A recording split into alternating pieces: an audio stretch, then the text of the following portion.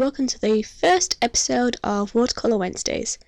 In this series, I'll be uploading a process video from my watercolor sketchbook each week, and we'll be talking through different things each time, like what I'm learning from each painting, what materials I'm using, what resources I'm using, different techniques and tricks, and so on. I'm going to be sticking to the same theme for about the first 15 or 20 or so videos. I'm not sure how many there will be yet, but the theme that I'm starting off with is an underwater theme, so there's going to be lots of fish, maybe some plant life, coral, shells, and that kind of thing. My aim is to try to get to grips with watercolour a lot more this series. I'm not an expert with watercolours. If I use them, I normally use something like fine liners along with them, so I can get the detail with the fine liners or other pens and get the colour with the watercolours. I've used watercolours in the past quite a bit, but as I've mentioned, it tends to be along with other materials rather than just the paint on its own, as I find it quite difficult, really, to get the level of detail and realism I want with just watercolours. So I'm not completely new to watercolours or anything like that, but I'm not hugely experienced with them either. Some of you might be wondering why I've chosen to focus on watercolours this series. It basically comes down to it being that I really like the natural look of watercolour paintings, and it's something I want to get better at too.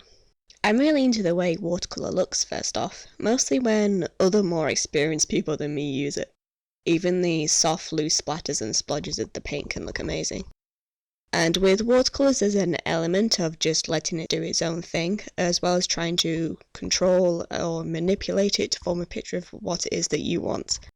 It's trying to get the balance right, which is what I find difficult.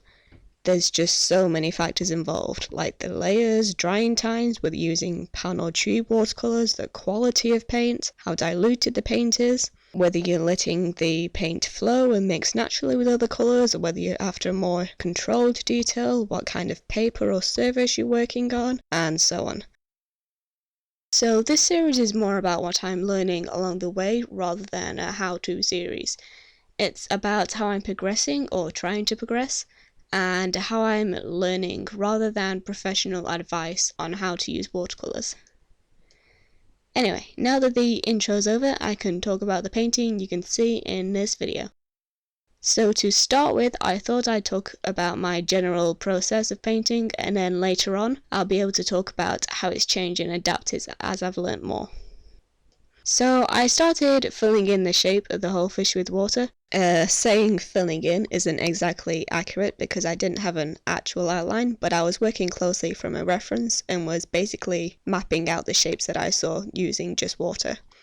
I then started adding, it was again very watered down, bits of colour, and began using those to fill the shape in from light to dark, or in terms of going from the least vibrant to the most vibrant and saturated colours.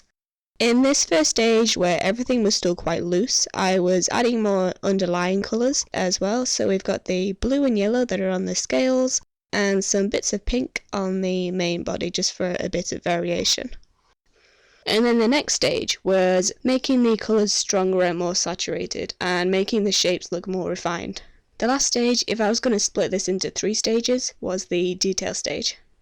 So this was adding more detail with the lines of the scales and fins, finalising shapes and outlines, and trying to clean up the whole thing, I guess. I saved the eye until last, and the white outline you'll see in a bit is actually gouache, or gouache. I'm never sure how it's actually supposed to be pronounced, so I'm going with gouache. And the reason for using this paint is because whenever I've used white watercolours, they've been very, very transparent and you can't really layer them over the top of other paints like you can with gouache. Overall, I don't think it's been a bad attempt at a fish, but there's still loads of room for improvement. I think one of the ways I've identified is by adding more underlying colours to get more variation in tone, because a lot of this fish just looks like different shades of orange. I mean, there are a few others there too, but it'd be nice to just have more colours in there, even if that means diverging from the reference photo a bit more. The painting I have here, I guess it's semi-realistic, but it still doesn't look as three-dimensional as I'd like it to, and it doesn't really pop out of the page. I'm not after achieving photorealism. I don't think I have the patience for that, and if I did, I wouldn't be using watercolours to try to get there. But being able to paint more realistically with watercolours is another goal. Anyway, In the next one, I think I'm going to be focusing and working on using more variations of colour and hues and shades and mixing colours more. And I'll also be trying to paint more realistically as well. I think the bit with it not being as realistic as I'd maybe like comes from my use of contrast and colour instead of how I've done the shapes and proportions. So thanks for watching. Let me know your thoughts, if you've got other ideas for how to improve, or if there's just anything else you want me to talk about or questions you want me to answer in future videos. Thanks for watching, and hopefully I'll see you guys next time. Bye!